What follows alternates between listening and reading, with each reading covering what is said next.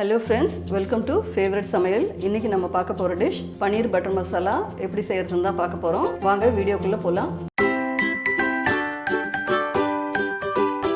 இப்போ நம்ம பனீர் பட்டர் மசாலா செய்யறதுக்கு தக்காளி பேஸ் முதல்ல ரெடி பண்ணிக்கலாம். வெண்ணெய் போட்டுக்கலாம். இதில் 2 வெங்காயம் கட் பண்ணி போட்டுக்கலாம். நான் பெருசா தான் கட் பண்ணி வச்சிருக்கேன். பேஸ்ட் தான் பண்ண போறோம். அதனால ரொம்ப பொடியா கட் பண்ணனும்னு அவசியம் இல்லை.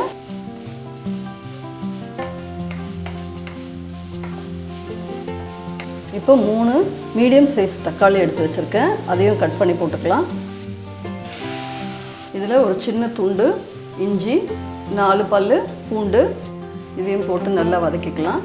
இதை தக்காளியும் வெங்காயம் தனித்தனியாக பேஸ்ட்டாக போட்டும் வதக்கிக்கலாம். ஆனால் அது ரொம்ப நேரம் எடுக்கும். இது கொஞ்சம் ஈஸியான மெத்தடு. அதனால் மொத்தமாக நம்ம வதக்கிட்டே பேஸ்ட்டாக பண்ணிக்கலாம். இதை ஒரு 2 நிமிஷம் மூடி கூட வதக்கினா ஈஸியாக இருக்கும். இப்போ தக்காளி வெங்காயம் வதங்கிடுச்சா பார்க்கலாம். 2 நிமிஷம் வதங்கிச்சு. இப்போ இதை நம்ம ஆற வச்சு பேஸ்ட் பண்ணி எடுத்துக்கலாம். தக்காளி வெங்காயம் ஆறுறதுக்குள்ளே நான் 10 முந்திரி பருப்பு அரை மணி நேரம் ஊற வச்சுருக்கேன். அதை நம்ம நல்லா பேஸ்ட் பண்ணி எடுத்துக்கலாம். இப்போது முந்திரி பேஸ்ட்டு அரைச்சாச்சு. இதை எடுத்து வச்சுக்கலாம். இப்போது வதக்கின தக்காளி வெங்காயமும் நல்லா ஆறிடுச்சு. அதையும் நம்ம பேஸ்ட் பண்ணிக்கலாம். இப்போ இதையும் நம்ம பேஸ்ட் பண்ணி எடுத்துக்கலாம். இப்போது கடாயை வச்சாச்சு. கடாயில் 2 ஸ்பூன் பட்டர் ஆட் பண்ணிக்கலாம். இதில் அரை ஸ்பூன் அளவுக்கு கரம் மசாலா போட்டுக்கலாம். இந்த கரம் மசாலா பவுடர் எப்படி பண்ணுறதுன்னு நான் டிஸ்கிரிப்ஷன் பாக்ஸில் லிங்க் கொடுத்துருக்கேன். அதை பாருங்கள். இப்போ நம்ம அரைச்சி வச்சுருக்க பேஸ்ட்டை ஆட் பண்ணிக்கலாம். இதில் 1 ஸ்பூன் அளவுக்கு காஷ்மீரி சில்லி பவுடர். இப்போ இதுக்கு தேவையான அளவுக்கு உப்பு போட்டுக்கலாம். இதில் 2 ஸ்பூன் அளவுக்கு டொமேட்டோ சாஸ். இது எல்லாத்தையும் நல்லா மிக்ஸ் பண்ணிக்கலாம்.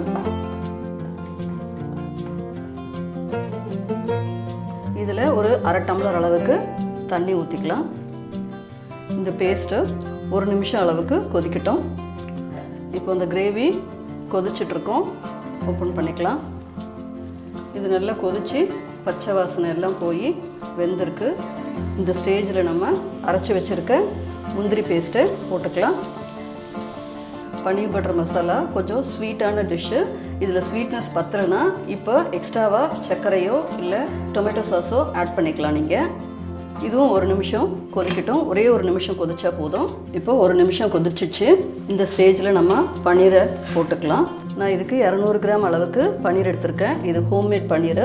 இதை எப்படி பண்ணுறதுன்னு டிஸ்கிரிப்ஷன் பாக்ஸில் லிங்க் கொடுத்துருக்கேன். அதை நீங்கள் பாருங்கள். இப்போ இதை ஒன்றா எடுத்து போடணும். இதை பொறுமையாக மிக்ஸ் பண்ணிக்கலாம். இதை மிக்ஸ் பண்ணியாச்சு. பனீர் போட்டு 1 நிமிஷம் நம்ம மூடி வேக வச்சா போதும். ரொம்ப நேரம் வேக வைக்கக்கூடாது. ரொம்ப நேரம் வேக வச்சா பனீர் ரொம்ப ஹார்டாகிடும். அப்புறம் ஜவ்வு மாதிரி ஆகிடும். ஸோ 1 நிமிஷத்துக்கு மேலே வேக வைக்காமல் அதுக்குள்ளேயே நம்ம எடுத்துடணும். இப்போ 1 நிமிஷம் ஆகிடுச்சு. இப்போ இதை நல்லா மிக்ஸ் பண்ணிக்கலாம். இப்போ இந்த பனீர் உடையாமல் முழுசாகவும் இருக்குது. இது நல்லா வெந்தும் இருக்கும். இந்த ஸ்டேஜில் க்ரஷ் பண்ண கஸ்தூரி மேத்தி பொடியை போட்டுக்கலாம். இதில் ஃப்ரெஷ் க்ரீமியும் ஆட் பண்ணிக்கலாம். இதில் நிறைய நம்ம பட்டர் ஆட் பண்ணதுனால கொஞ்சம் ஆட் பண்ணாவே போதும். இப்போ நம்ம பனீர் பட்டர் மசாலா ரெடி ஆகிடுச்சு. இப்போ இதை நம்ம பவுலில் எடுத்து சர்வ் பண்ணிக்கலாம். இந்த paneer butter masala fried rice, ghee rice, chapati, naan எல்லாத்துக்குமே சூப்பரான ஒரு சைட் டிஷ். இந்த ரெசிபியை நீங்களும் வீட்டில் ட்ரை பண்ணி பாருங்கள்.